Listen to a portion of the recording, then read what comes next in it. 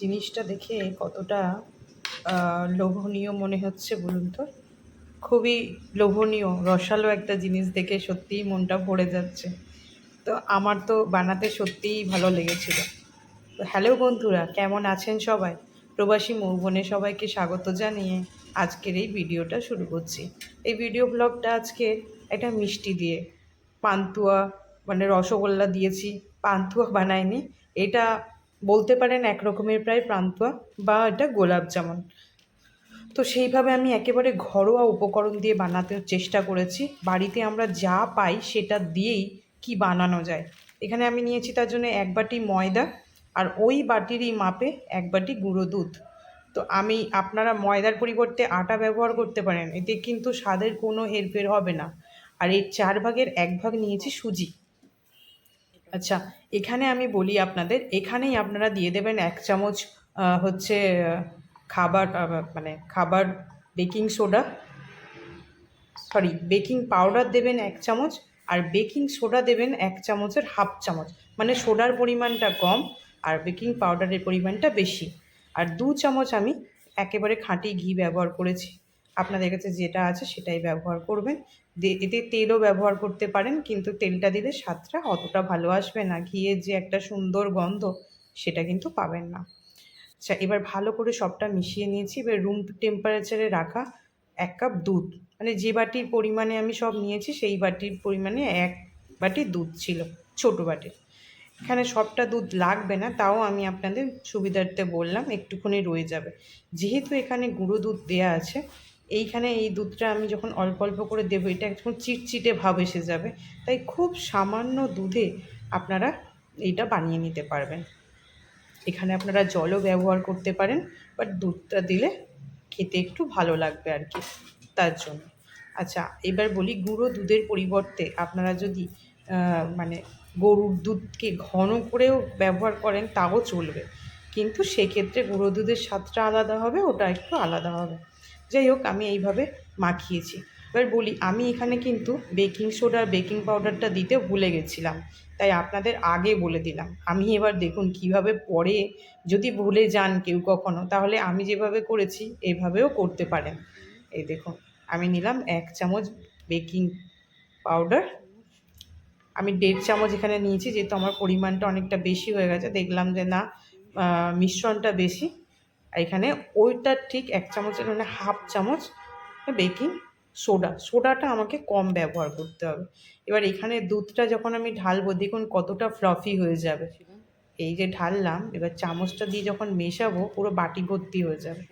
এই যে দেখুন, হয়ে গেল না? এবার ভাবুন তাহলে মিশ্রণটার মধ্যে মাখলে কতটা ফ্লাফি হবে। যাই হোক, আমি ভুলে গেছিলাম, তার তো একটা অপশান বের করতে হবে, এইভাবে আমি করেছিলাম। আপনারা যাতে না ভোলেন, আমি কিন্তু আগেই আপনাদের দেখিয়ে দিলাম, বলেও দিলাম। তো যাই হোক, এটা নিজ গুণে ক্ষমা করবেন, যেহেতু আমি ভুলে গেছি।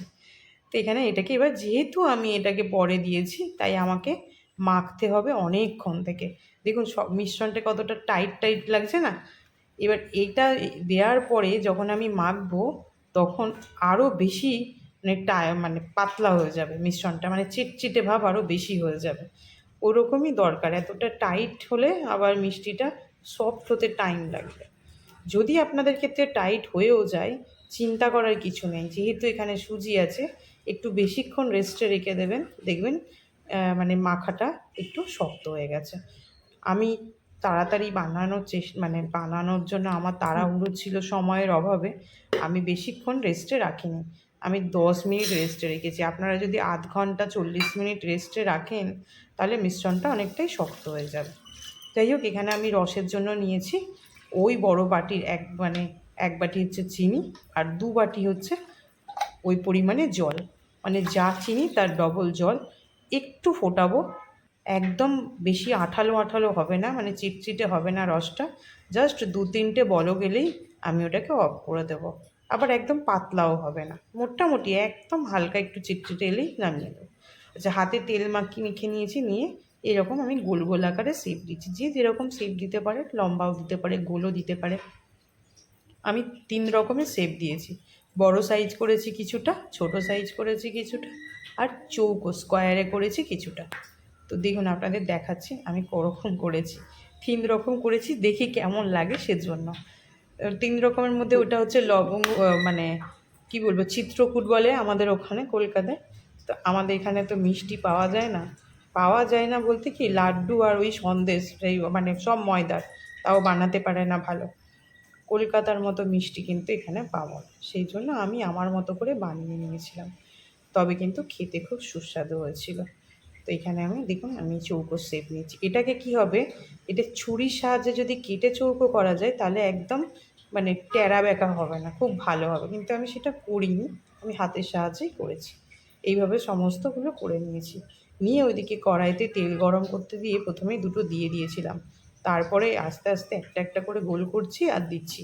কারণ আগে থেকে গোল করে রেখে দিলে না তলাটা চিপটে যাচ্ছে, ওই জন্য সঙ্গে সঙ্গে করছি আর দিয়ে দিচ্ছি। এবারে একদম কম আছে, যতক্ষণ পর্যন্ত না লাল লাল হবে ততক্ষণ আমি উল্টাবো না, ওরা আপনা আপনি উল্টে যাবে, কিন্তু আমি আর অপেক্ষা করছি না, বললাম না সময়ের অভাব ছিল আমার কাছে। আমি একটা হাতটার সাহায্যে হালকাভাবে নাড়িয়ে চাড়িয়ে দিচ্ছিলাম, দেখুন কেমন এবার করছিল, মানে খুবই, এই দুটো যে আগে দিয়েছি এটা অবশ্যই আগেই কালার এসে যাবে, দেখুন অনেকটা লাল এসে গেছে, এই দুটো কালার আগে লাল এসে গেছে, আর বাকিগুলো হালকা ব্রাউন হয়েছে, সেগুলোও আমি হাতার সাহায্যে এভাবে হালকা করে করে উল্টে পাল্টে দেব। এই যে এরকম করে করে আপনারা আপনাদের পছন্দের কালার দেবেন, কেউ হালকাও রাখতে পারেন, আবার একেবারে কেউ কালো জামের মতো ডিপ কালোও করতে পারেন, বাট আমি এরকম হালকা ব্রাউনে রেখেছিলাম, আবার এটা রসে পড়ার পরে আর একটু ডিপ হয়ে যাবে, সেজন্য আমি এইভাবে রেখেছিলাম। এই ব্যাচটা হালকা করে তুলে নেব, মানে যেভাবে যেরকম যে দিতে পারে, আমি ওই রকমই ব্রাউন কালারটা নিয়ে তুলে নিয়েছিলাম, নিয়ে আবার ওই যে চৌকো যেটা বানিয়েছিলাম সেটা আমার কড়াতে ছেড়েছি।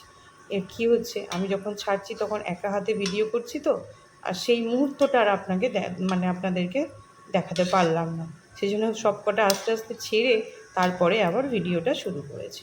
এই দেখুন এইভাবে, এই যেহেতু আমি ছুরির সাহায্যে কেটে চৌকো করিনি, তাই দেখুন এরকম মানে একদিকে কম একদিকে বেশি এরকম লাগছে। আপনারা করলে ছুরির সাহায্যে চারকোনাটা কেটে কেটে নেবেন, দেখবেন সুন্দর চৌকো আকারই নেবে। তো এইভাবে আমার একদম হালকা আঁচে সমস্তগুলো ভেজে নিয়েছিলাম। দেখুন আঁচটা আপনাদের দেখাই কতটা কম আছে, একদম সিঙ্ক দেখুন একদম কম করে, দেখুন এগুলো সব লাল লাল ভেজে নিয়েছি, আঁচটা দেখাই দেখুন একদম কম। তাড়াহুড়ো করলে চলবে না, আমার সময় কম, আমি এদিকে মানে শর্ট করছি, মানে ভিডিওতে তাড়াতাড়ি করে আপনাদের হয়তো কিছুটা কেটে কুটে দেখিয়েছি, কিন্তু আঁচটা কিন্তু কমানোই আছে, ওখানে কোনো তাড়াহুড়ো করা চলবে না, তাহলে ওপরটা পুড়ে যাবে, ভেতরটা আর কিছু ভাজা হবে না। এই দেখুন চৌকোটা হয়েছে, এরপরে আমি যেগুলো আরও সব ভেজেছিলাম সেগুলো আমি থালাতে নিয়ে দেখাচ্ছি। এই দেখুন এগুলো হচ্ছে বড়ো সাইজ যেটা করেছিলাম বললাম, বড়ো সাইজগুলো এখানে রাখলাম। এরপরে যে ছোটোগুলো মানে এর থেকে ছোট সাইজ করেছি সেগুলোও দেখালাম। এই দেখুন এগুলো একদম ছোট ছোট। এবার কী হবে, এই ছোট বড় কেন করেছি, কারণ বড়গুলো দেখলাম কতটা বড় ফুলে হয়, সেটা কালো জামের আকার নিতে চেয়েছিলাম কিন্তু হলো না, আর ছোটোগুলো আমি আমি যেরকম পান্তুয়া খাই সেই সাইজটা করেছিলাম। এবার ওদিকে রসটা রেডি হয়ে গেছে, ফুটে গেছে, রসটা কতটা জল নিয়েছিলাম ঠিক তার থেকে অল্পই হয়েছে, খুব একটা না। আচ্ছা যেহেতু আমি গোলাপজাম বলছি তাই গোলাপ জল এখানে আমি ব্যবহার করছি 1 চামচ, এটা আপনাদের কাছে অপশানাল, আপনারা যদি গোলাপের এই ফ্লেভার নিতে না চান নর্মাল চিনির রসে একটুখানি এলাচ দিয়ে ফুটিয়ে নেবেন, নিয়ে আর দিয়ে দেবেন। আমি যেহেতু গোলাপ জল দেবো বলেছি তাই জন্য আমি আর এলাচ দিইনি। এবার এর মধ্যে সমস্তটা দিয়ে দিলাম। আপনারা চাইলে এটাকে 1 ঘন্টা পরেও খেতে পারেন, কিন্তু 1 ঘন্টার পরে খেলে অতটা জমবে না, মানে ভেতরটায় রস অতটা যায় না। আমি পরের দিন এটা দেখাচ্ছি, এটা ঢাকনা দিয়ে রেখে দিয়েছি, আমি কিন্তু পরের দিন ভিডিও করে আপনাদের দেখাচ্ছি, দেখুন কতটা রস সব টেনে নিয়েছে, বুঝেছেন? তাহলে বন্ধুরা কেমন লাগলো ভিডিওটা আপনাদের অবশ্যই জানাবেন। ভালো লাগলে প্রতিদিনের মতো একটা লাইক শেয়ার দিতে ভুলবেন না। দেখুন একটা কেটে আপনাদের দেখাচ্ছি, আমি প্রথমে দেখিয়েছি কেমন, এটা একটা তুলে দেখাচ্ছি কতটা নরম তুলতুলে হয়েছে। আপনারা অবশ্যই ভালো থাকবেন, সুস্থ থাকবেন। আজকের মতো এখানেই রাখছি, আগামী দিন আবার কোনো নতুন ভিডিও নিয়ে আসবো আপনাদের সামনে। ধন্যবাদ সবাইকে। দেখুন কতটা স্পঞ্জি হয়েছে।